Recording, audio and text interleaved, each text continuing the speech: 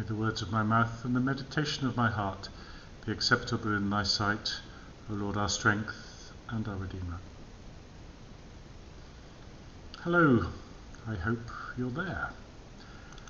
It didn't originate in China. It's not Chinese, this alleged ancient curse that applies so neatly to our own day. Its only connection with the Far East is probably that it was found in someone's fortune cracker. But this alleged Chinese curse, may you live in interesting times. Wherever it may have come from, well, it seems more and more relevant day by day. The little bit of politics that was done and dusted and forgotten by December the 31st last year, the storms and the floods that followed and caused mayhem throughout the kingdom, all that is now in the shadow of the coronavirus crisis. And just when we thought that was peaking, suddenly along comes the death of a black man in Minnesota and the toppling of a statue in Bristol, closely followed by the astonishing collision of Harry Potter and gender issues. If I was tempted to think that all this that's been going on is a bit distant from this healthy corner of West Berkshire that we've been given to tend, well, suddenly there it all was coming at us from all directions on social media. We were looking for a quiet life, but here it came. You were happy to preach on the Trinity last Sunday, said those commentators who love to set the priests a challenge. You were happy to preach on the Trinity, but how about Black Lives Matter? Why aren't you tackling that? I don't know about you, but life for me has been very simple over the last couple of months. Apart from working out how to do all the parish priest work in this strange new world, my main preoccupations have been whether the peony buds would open and where all the hen pheasants had gone to. The legacy of slavery and the embarrassing of J.K. Rowling seem an echo of a distant world sinking ever deeper below the horizon. Well, if you put it that way, you can see immediately, of course, that it's not true, because we're all caught up in a global network of interconnected lives that we plug into every time we pick up the phone or answer the door. Individually, we may not feel directly impacted by every issue of the day, but we have friends who are, and our actions and our words, whether we wish it or not, will feed into the world through them. It's all a lot closer than it looks. My closest connection with the Black Lives Matter is centred on my life and the life of my colleagues in Oxford. For as long as there's been talk of inequality, for as long as it's been talked about, it's been obvious that education has a big part to play. All our universities and schools have been making huge strides to ensure that opportunities are available for all, and their success has been absolutely enormous. Old structures of privilege and entitlement, they may seem at first sight to be still in place, but anyone who tries to rely on them quickly finds how much has changed. Perhaps not everything is changing as fast as some might hope, but the advances that have been made are irreversible and there for all to see. That having been said, it turns out that equality may turn out to be more equal for some than others. If we look solely at the BAME groups, people of black, Asian and minority ethnic heritage, we find that it divides into strands.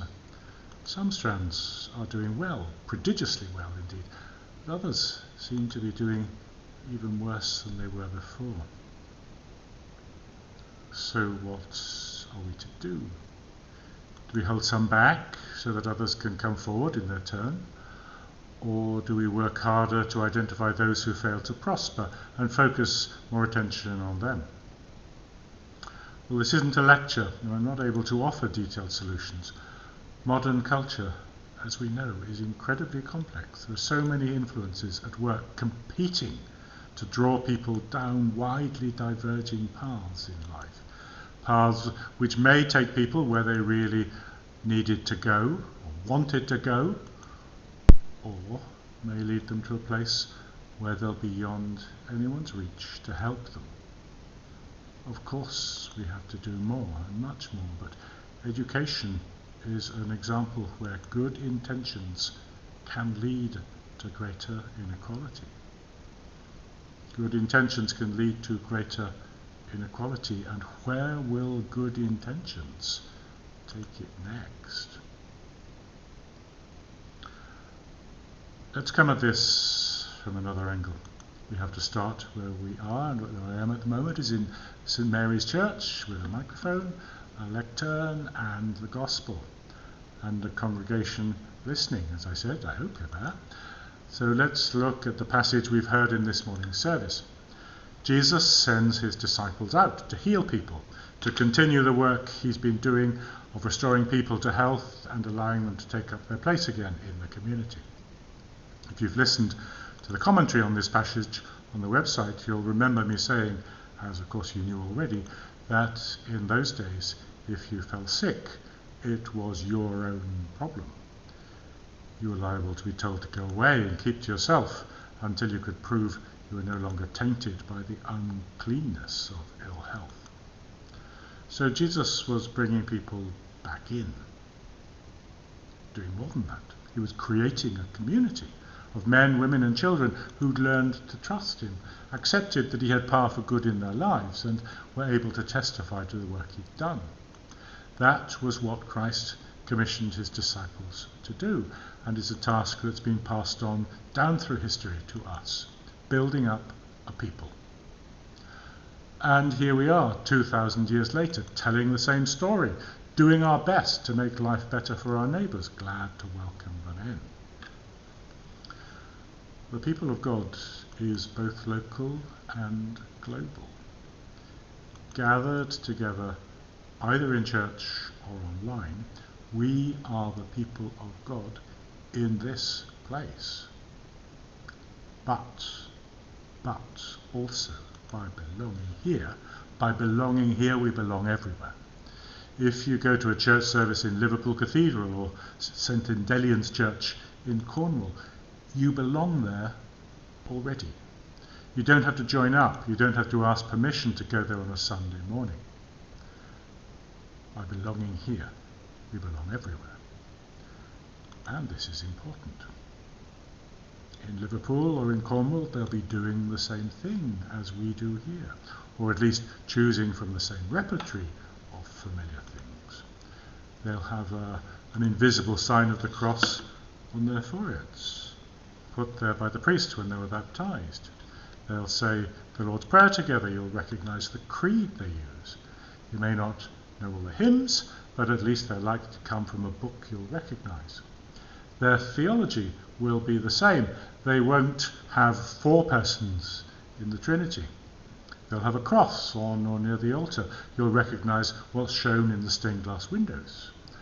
There may be things that are unfamiliar, but you should be able to feel at home.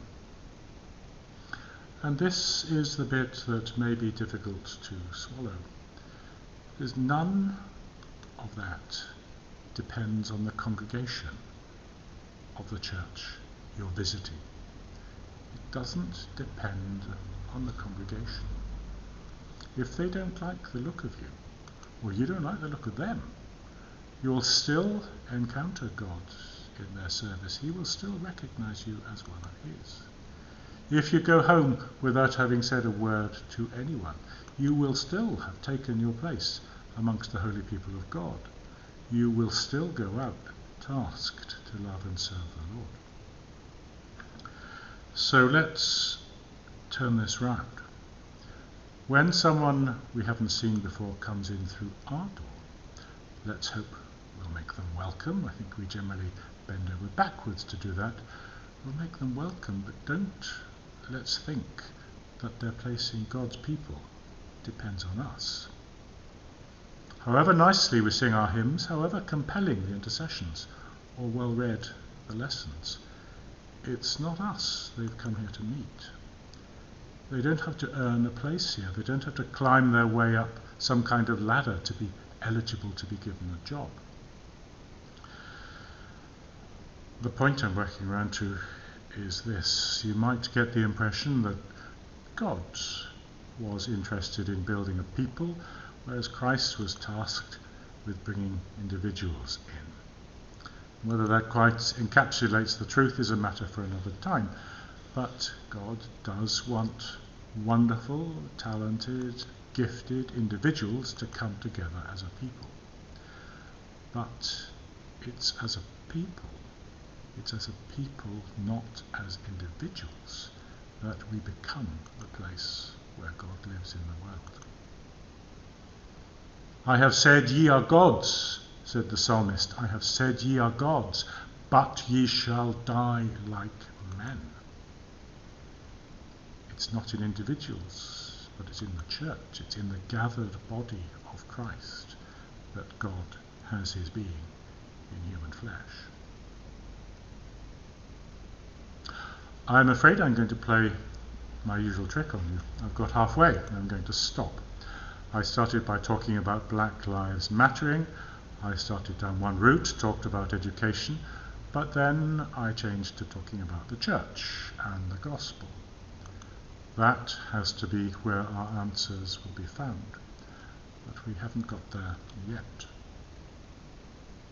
Next week, same time, same place.